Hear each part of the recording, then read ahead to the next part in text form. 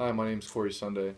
I'm the head varsity baseball coach at Windsor High School, and I've been coaching competitive travel ball teams down in Petaluma and giving private instruction at Athletic Edge for the past 5 years. Um, this year, I was lucky enough to have Austin help me out for a senior service project, helping a youth league down in Petaluma. And yeah, What made you first want to coach a baseball team? I first wanted to start coaching into baseball because during my career I made quite a few mistakes that I wish I could go back and change. And getting back into baseball, that was my main goal, was to teach kids not to make those mistakes while helping them out for their careers and take it however far they wanted to take it. What is your favorite thing about coaching and why?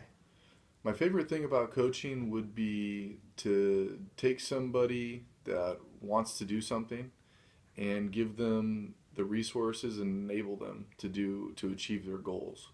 Of course, that's different for each person, but for a little leaguer that is struggling hitting, and if I can simplify it for them and teach them how not to make the same mistakes that they're doing, and teach them proper mechanics and give them the confidence to do what they want to do and have them achieve that, that means everything to me.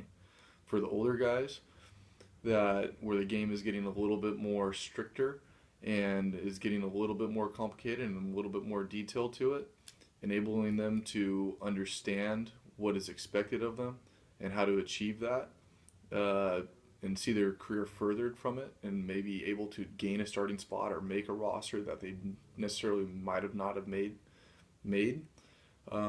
definitely highlights the whole experience of coaching for me. What do you think the most difficult thing to teach a player is? The most difficult thing to teach a player would be, uh, I think, would be competitiveness. It's very tough to teach competitiveness without actions. I can't. I can sit here and describe to you what it takes to be competitive, but you need to feel that competitive drive in order to achieve that. If I have somebody coming into me that wants a lesson, and I can sit there and show them the proper mechanics all day long, but in the end, you know they can get bored from it. It's easier to give up than it is to keep trying and to succeed.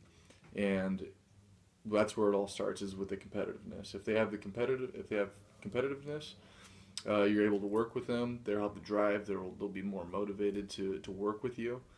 um, it's just very it's very hard. It's very hard if they don't have that drive instilled in them already, to get them going and start firing on all cylinders. What's the first thing you'd want to teach a player if it's their first year playing? The first thing I'd want to teach a player would be the basics of defense and offense, which would be pitching, or would be throwing and playing catch, and how to bunt and how to swing a baseball bat. Um, if you can't if you can't play catch or throw a baseball, it's very, very, very tough to play baseball, because you'll find yourself getting frustrated with yourself very, very easily. It's considered one of the basic skills of baseball, but yet it's complicated in its own right. So the sooner we can knock that out, the sooner that the player can gain some confidence in that, the sooner we can move on to hitting, which is a little bit more difficult. Um, but then again, we'll also already have a foundation set with throwing, and their confidence with that. I'll gain a little bit of trust from that, and we'll go to hitting. Hey, trust me with this, and we'll keep going with it. And the more they do it, the more confident they'll get into it, the better player that they become. And then you can start focusing on detail.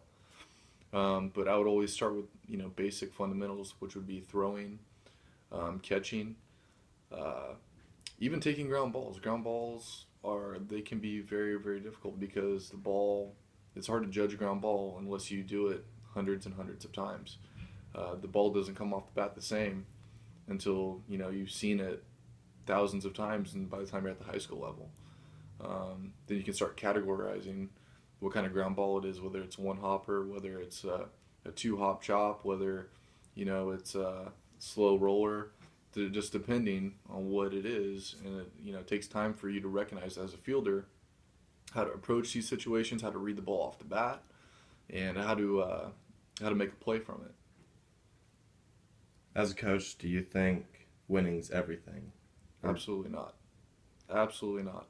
Uh, winning winning is just a product of the sum of nine players playing together and doing the small things right.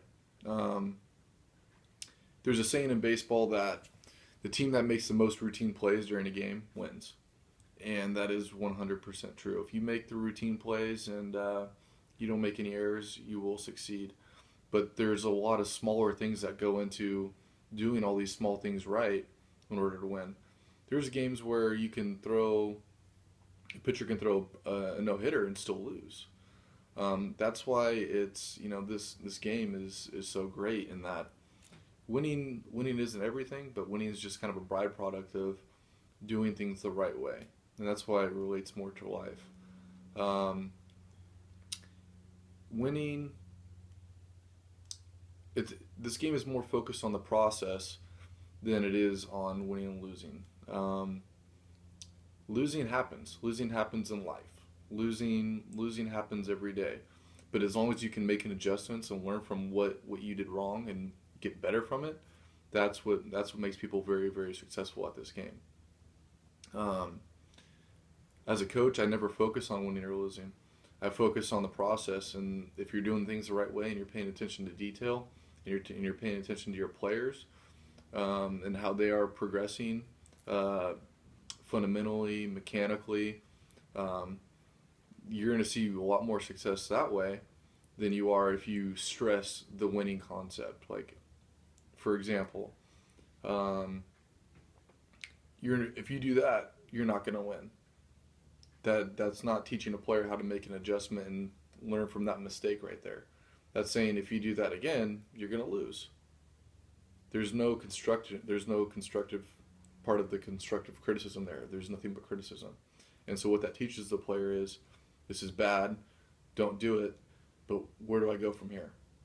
And that's the main question. That leads to frustration. Frustration leads to, anger, and that's not conducive to a successful program. um, which age group is your favorite to coach and why? I would definitely say the 12 and unders would probably be my favorite. And the reason for that is that they're still learning, they're still open to learning. Um, whereas, the older you get, you're a little bit more set in your ways. Um, with the younger guys, you're going to be a little bit more open to learning because you're still a little unsure, especially if you haven't received like private instruction before.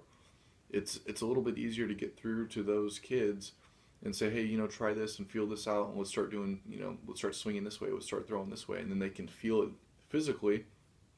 And once they become a little bit more coordinated, it only gets better. They'll become fluid with their timing, and once their body starts firing all in the right place at the right time, they start seeing results. And with those results, it's easier for them to keep going. Um, but yeah, so I definitely say the younger guys are a little bit more open-minded when it is to trying things, and that's why I enjoy coaching them because there's nothing like seeing a younger player um, pick up on something, feel it, learn it, master it, and then do it in a game and come back to you with nothing but positive results and positive energy and confidence from it, and gaining those skills from that. Um, yeah, it definitely is a highlight of a coaching career.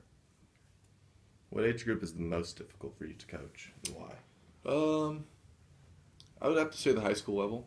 The high school level is very, very difficult to coach in that by the time, especially right now where I'm at with my program, a lot of the guys that I'm dealing with are very, very set in their ways. And by that I mean they've been doing the same thing from T-ball to minors to little league to juniors, and now they're in high school and they've been doing it the whole way up. And they're not very good at making adjustments. They're not very good at knowing what their mechanics are. They're very they're very primal in the game of baseball of see the ball, hit the ball, field the ground ball, throw the ball. Or when it comes to pitching, just throwing the ball as hard as you can instead of using my legs to get my upper body going, to get my arm going, or using my legs to increase my bat speed. Using my legs to increase my bat speed and be free and easy with my hands and take my hands to the baseball. And it's those little things that make players successful when they know that when they get to a difficult situation, say 2 strikes, and they need to put the ball in play, and to be able to slow down the game and understand that instead of like, okay, I need just to hit the ball right now or else I'm going to strike out. That's a lot of pressure right there. And the more that they understand that, the easier it's going to get. But the mentality that they've been set with for the past 10 years of their life is this is what's worked, and it's going to be very hard for me to get them away from that. And hey, trust me with this. We need to work on this because this is going to make you a better player. It's a slower process because when you change people's mechanics, there's going to be immediate regression in their play. And it's very hard for players to understand. It's going to be very hard for players to understand that, hey, just because I'm failing right